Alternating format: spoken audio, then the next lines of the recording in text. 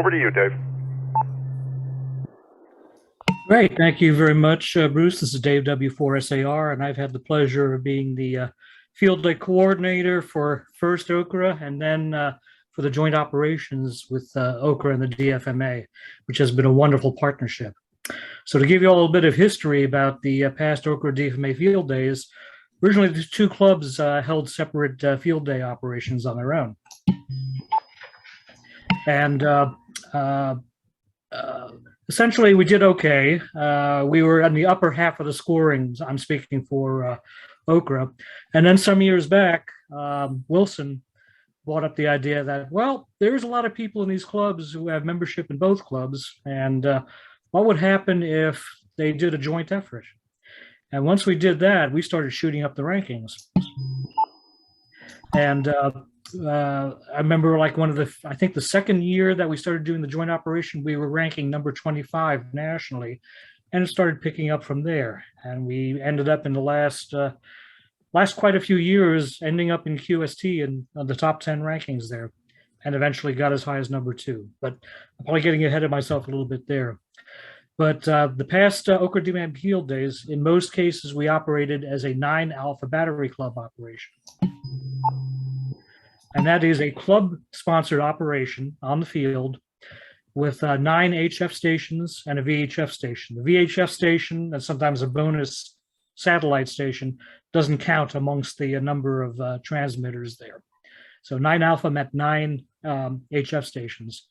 We operated at QRP, 5 watts or less, and that gave us a 5 times multiplier for our QSL points.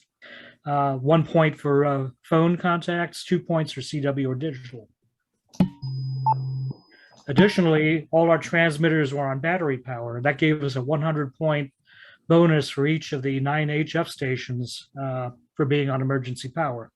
Remember, field day is ostensibly an exercise where we're acting as if we're responding to some kind of disaster or emergency situation. So we're rewarded for finding ways to set up remotely in the field as well as working off of commercial power. May I have the next slide, please? Well, how'd we do? As I mentioned before, the OCRA DFMA collaboration very rapidly moved into the top 10 rankings year after year. And actually, this says 2021. I think in 2020 is when we actually moved up to number 2 nationally, which is when you're talking about there was more than 2,500 entries between the United States and Canada for field day stations. That's pretty darn good. We were ranked number 2 out of all that. Number 1 was the Potomac Valley Radio Club, and we're never going to touch them. They had probably quadruple the score we had, maybe 5 times as much. We're never going to touch it, but we're not worried about that. Next slide, please. So we were doing great, and then the pandemic struck. So in response to public safety guidelines against large gatherings, the majority of amateur radio operators opted to work contacts from their home stations. They didn't want to get together in large groups. So to accommodate this, the ARL made 2 significant rule changes for field day. One was that home stations on commercial power could now work each other. Now, previously, only home stations on battery power could contact other home stations.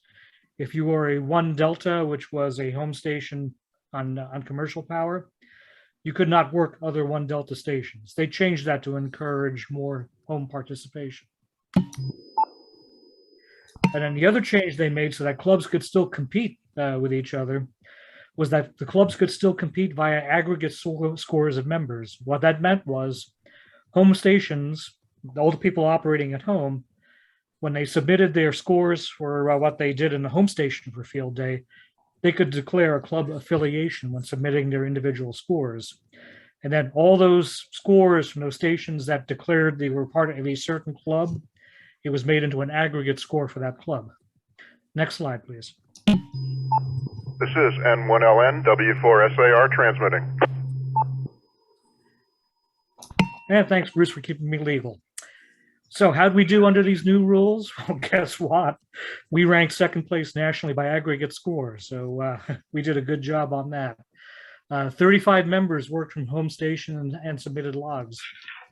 A couple of other fun things we did with that was that some members opted to go around, those home stations that were willing to take guest ops. A few club members went around and visited other home stations. Some did a big round robin and visited a number of stations. And they had fun operating with other people, getting to learn new setups, trying some new methods as well. And the other neat thing we did was we set up Zoom. So there was a lot of different stations that had a Zoom with a camera set up, so we could see what was going on with them and hear what they were doing. It was even useful for people having problems with their setups. I had one problem trying to get FT4 set up for digital, and Dan talked me through what the problem was and got me fixed in about 10 minutes, and I was off to the races on digital. So that was a lot of fun. Next slide, please. And we're moving to slide number 6.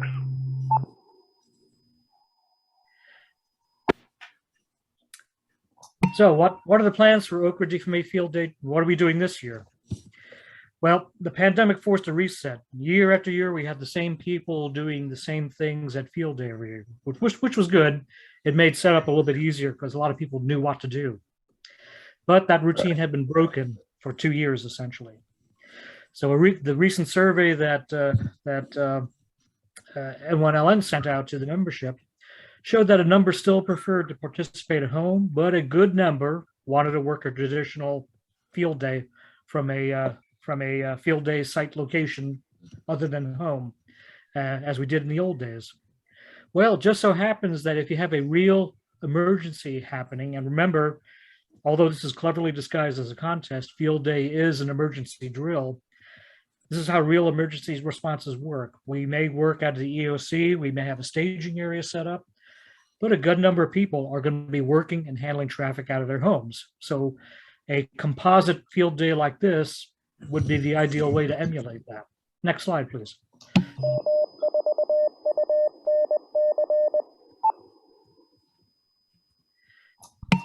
Well, once again, Wilson W4BOH is volunteering as QTH as our field day site, which we've been using for the past years. As we won't have the numbers of people to run a 9 alpha operation, we're going to plan on slimming down quite a bit, a leaner and meaner operation, if you will. So instead, we're going to plan on a 4 alpha operation on site. So there'll be 4 HF stations, and there'll be several other stations operating from their homes. They won't be interacting with us so much as working out of their homes and contributing their logs to the aggregate score. I did check the rules. Yes, we can aggregate the scores between a field day site as well as any members of the club who are operating elsewhere out of their homes. The emphasis will be on making it fun this year and a learning opportunity for new hams and established hams who want to try new things. We've gotten to number 2 nationally, and we've stayed in the top 10 rankings for many years. So we've already proven we can compete. So we're going to do something a little different. We're going to do something for the new guys, essentially. For those who haven't been in field day before, this is your chance, essentially. So you're going to get a chance to operate, but besides operators, we're going to need some technical ability and some muscle to build the stations. The balance we're trying to achieve here is that no same few people are going to be overwhelmed with the setup for field day. But then again, we want everybody to feel like they're participating and nobody feels left out of it. Next slide, please. So this is as it stands right now, this is the field day site organization we will have. We'll have 4 HF stations, each coordinated by a band captain. I'll get into a little bit about what band captains do. What we have so far is one station will be 40 meter, 50 meter single sideband. Joe K4SAR operating out of his camper will be coordinating that station. For 10 and 6 meter single sideband and CW, as well as 15, 10, and 6 meter digital modes, Dan, KR4UB, Dave, NA4VY, and Paul, N2XZF are all co-captaining that station they'll be operating out of the barn site over there at Wilson's Place. For CW, we're going to have one station working 80 through 15. And also the 20-meter sideband station, that'll be working out of the MCU. That's the emergency communications vehicle that's been living on Wilson's property for quite a while. And we do need a band captain to help coordinate that. So we'll be looking for one. Hopefully somebody will step up very soon. And then the fourth station is going to be 40 20-meter digital and 80-meter single sideband. I'll be captaining that one. And yes, I could certainly use help with that. It's going to be in the garage, and it's also the accessibility station. What I mean by that is all the other three stations, you have to get up steps to get into them, whether it's the camper, the MCU, or up into the barn. The station I'm operating is in Wilson's garage. It's a straight run from the driveway on a concrete pad. So if there's anyone who has any issues, I can't get up steps, that's for them. We're allowing accessibility for anybody who cannot handle steps. So that's one reason why instead of just doing digital, I'm also going to have phone capability there. So whoever wants to take part in that, they have either available to them.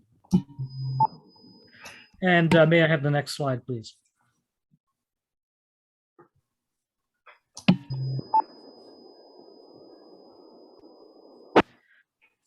Okay, we're going to start getting into the logistics on field day itself at that site. And by the way, we're breaking this down into the section for the field day site, and then Bruce will speak on what the home stations may be doing. So a few more slides, we'll get it back over to Bruce.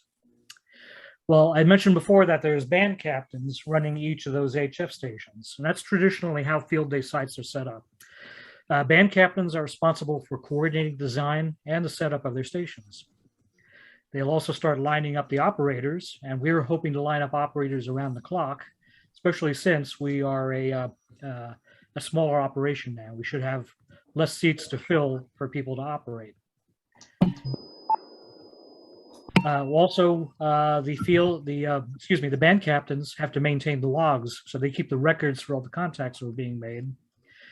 And then they submit the results at the end of the operations to the field day coordinator. That would be me. So I get to pull together all these logs so that we can submit the one master log for the complete score for the field day site. Now that's the radio operations, but also of importance on the field day itself is food and drink. So on the Friday night before field day starts, and that Friday usually is when we do the bulk of our setup, raising antennas and such. We have a huge potluck, and that has turned into the largest social event that OCRA and DFMA hold together. So of course, the pandemic put the squelch on that. So hoping this year we're going to have good participation once again. John KM4MDR has volunteered to help spearhead the coordination of the potluck and meals. That doesn't mean he's going to do it all himself. He needs a lot of help, as we all do in all of these, but he will help coordinate what's going on with that. And then besides the potluck, we also have meals that will be provided on site for the operators. And traditionally, that has included a dinner on Saturday, as well as a breakfast on Sunday. And there's usually a per person charge for this meal just to cover the costs of acquiring all that food. Next slide, please. The other very important aspect is the setup and tear down of the stations. As I mentioned before, this is where we're going to need some technical ability and we're going to need some muscle. And with many hands participating, it'll make it light work and a lot easier, a lot less tiring than if it fell on just a few persons. W4SAR speaking, KR4UB station. And thank you, Dan. So what we need for this is we need hands to help assemble antennas. We are putting up some beam antennas. We are going to be raising some towers. So we need people to help assemble towers. And although some of these have winches and stuff to raise them, others, it's mostly muscle power and taglines and ropes. And most importantly, we need people to coordinate this to raise them up in a safe manner. So we need spotters and people who really know what they're doing, and to make sure that we safely raise these antennas and towers and secure them properly.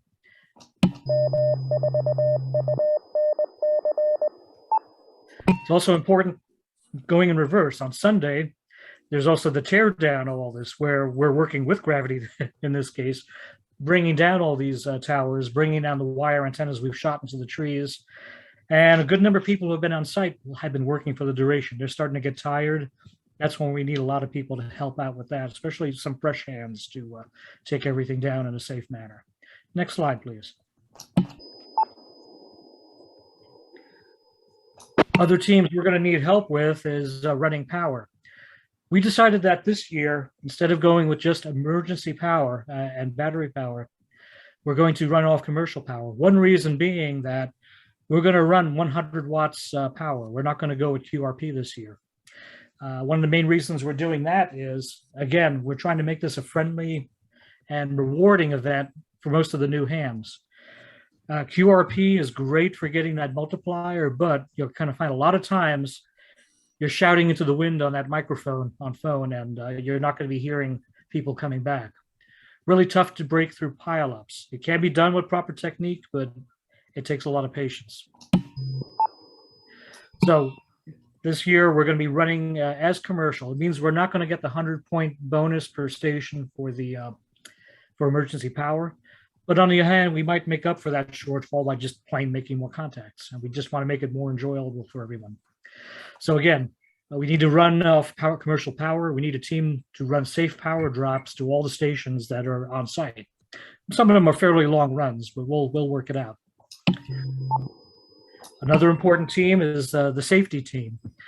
We need to put ground rods in for each station, and each antenna feed line has to have lightning protection connected to those ground rods. So just in case a storm comes through, you don't have to have a direct hit by a lightning bolt. You can have an inductive surge, which actually did blow out one of my radios some years back to cause danger. We'll keep an eye on the weather that's happening, but we do need to have people help with making sure each station is properly protected electrically. Also, we're going to have a number of guy lines and ground cables running across the ground, so we need to flag those. During daytime, they're flagged with usually surveyor's tape, that bright orange or hot pink tape to make it visible, particularly up around eye level and down at knee level, so people could see this before they run into it. Same with cables. We need to flag them so that people don't go tripping over them. And then for nighttime visibility, we usually hang either some LEDs or the old-fashioned light sticks from guy lines and such, so people won't run into them at night. And then, as I mentioned before, we need spotters to help safely raise towers and to shoot lines into the trees. Next slide, please. Okay, logging. As I said, the emphasis is on fun this year. So the logging at the field day site will be done using the N3 FJP field day software, which is very, very intuitive and very user-friendly. A couple other perks of it is that every time you make an entry on the log with that, it is saved. So even if the power plug gets kicked out of your computer, you're not going to lose your log. It'll save everything up until that very moment. So it's very low risk.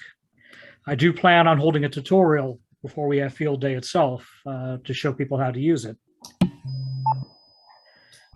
And also, I do hold a license for N3FGP, so all the stations that will be at the field day site can run off my license, and I will certainly assist people in loading the software onto their whatever laptops are being used and utilizing it. One other thing we're going to do a little bit different this year is we're not going to try to tie all the stations together and do a master log.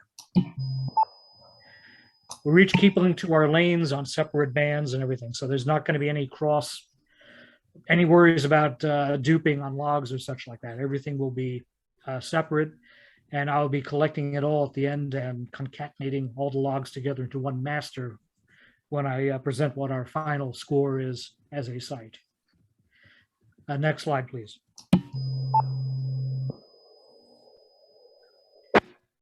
So what can you do at the field day site? Well, we're starting work on it already, and we will continue to do it. We're organizing teams. So basically, you got to let us know where it is that you want to help. So you can participate in many of these teams as you like, or as few as that you feel that you're comfortable with. So talk to the coordinators for logistics so we can organize crews to safely set up and tear down stations. If you want to work at particular stations, the band captains are who you want to talk to. They're the ones who are going to be lighting up operators. And as I said, we want to, all of them are set up with high bands and low bands, so they can run for the 24-hour period of field day. So we need some people who are night owls, not just daytime operators. There will be times when you will be needed. So for logistics, we need to organize crews to safely set up and tear down stations. And the more we can get to help with each of those aspects, the better. It's going to be safer for everybody. And lastly, if you're brand new at this, don't fear. We're going to have experienced hands everywhere who will guide you. And I guarantee you'll learn a few things. And quite frankly, some of you new guys who are new on radio are very well educated in other matters. You may be teaching us some things as well. So it'll work in both directions. Next slide, please. Food and drink are important, and especially hydration if it's going to be a hot field day, and we've had some pretty steamy ones out there. So for that, you're going to coordinate with John, KM4DA, sorry, John, KM4MDR for these matters. Speaking of hydration, let me take a sip to lubricate my throat here. All right, again, as I mentioned before, when you want to operate on the radios, contact the band captains to coordinate desired operating times and what modes you want to work. Some of us will be multi-mode, doing phone as well as digital. And if you want to work CW, there's a couple of stations where you have that opportunity as well. And I hope a number of you do take that up. We will be operating under an extra class trustees license with control operators present. What that means is we can work all the areas of the band that's open to an extra class operator. Although you'll find that probably 90% of the contacts for field day are in the general class bands. But what that also means is that anyone can operate our stations regardless of license class. If you're a tech, come on down. This is your chance to work HF in those bands. And as a matter of fact, unlicensed persons can work those transmitters too, as long as a licensed control operator is present. So bring your non-licensed friends. If you know people who wanted to try amateur radio and maybe want to have a look at it, this is their opportunity. Next slide, please.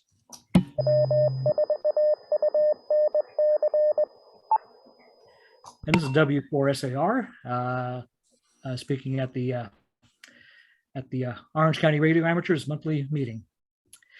All right. So there's two field day rules to be aware of since we're working in a kind of aggregate condition this year, partly as a field day site and partly as people operating from home. The scores from the field day site, as well as the individual scores from home stations, can be submitted toward the aggregate score for clubs participating in field day. So if you're operating from home, be sure to list your club affiliation when you make your submission. And Bruce has that highlighted on the presentation here. Orange County Radio Amateurs and Durham FM Association. That will be your club affiliation if you want to participate in this. The other thing to keep in mind is there's a specific rule regarding working from multiple stations. If you are making contacts from your home station and also making contacts from the field day site, and what I mean by contacts is you've made a field day exchange with other stations doing field day. Keep in mind that you may not contact a station from which you've already worked other contacts. So to help explain that, for example, if I have worked contacts from the field day site, W4UNC, and then I decided that I want to go home and work for my own station at home, I will not be able to contact W4UNC. But all is not lost because I can go ahead and work the rest of the world. And I can even work the same call signs from home that I already worked at the field day site. So if I spoke to KZ1X from W4SAR, I could also have worked that station from W4UNC. The only station I can't talk to is W4UNC because I already made contacts from there. So I hope that clarifies it for everybody. And if you don't, ask me questions. I'll make sure to clarify that. If anybody else is fuzzy on any other field day rules as well, we have those published, but I think I'm more than familiar with most of them, so I can give you a pretty quick answer on those. Next slide, please.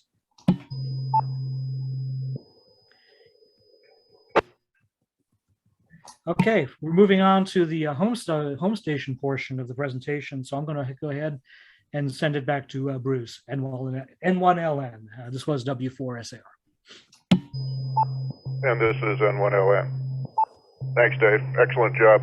Just a couple of quick comments, because there are some folks here that maybe have not worked field day before. Hopefully there's people that are listening that haven't worked field day before. And, you know, your board of directors from the club, in conjunction with Dave, since he's a field day coordinator, really talked a lot about what we wanted to do this year, and coming to the conclusion of running 100 watts and foregoing all of the bonus points that we would get running 5 watts. It was not necessarily an easy decision, but on the same track, it was an easy decision because we want to make sure that you have the opportunity to make contacts. 5 watts is not the easiest thing to do. And 100 watts, you will be able to break those things called pileups. If you don't know what a pileup is, you'll find out running 100 watts. You might call CQ and you'll get 5 or 6 people calling you back. If you're running CQ on 5 watts, you're lucky if you get 1 person calling you back. So it really will add to the fun side of field day this year. Also, I'm going to send out some emails, just kind of a side note here. Dave has not yet joined the ranks of retired. So he has to do this thing 5 days a week and sometimes more called work. So I'm trying to help Dave with email and stuff during the week. And some of you have probably seen some emails that I have responded to, even though it's on-site field day questions. I'm going to send out a note probably tomorrow with the email addresses in there of the captains that we have right now.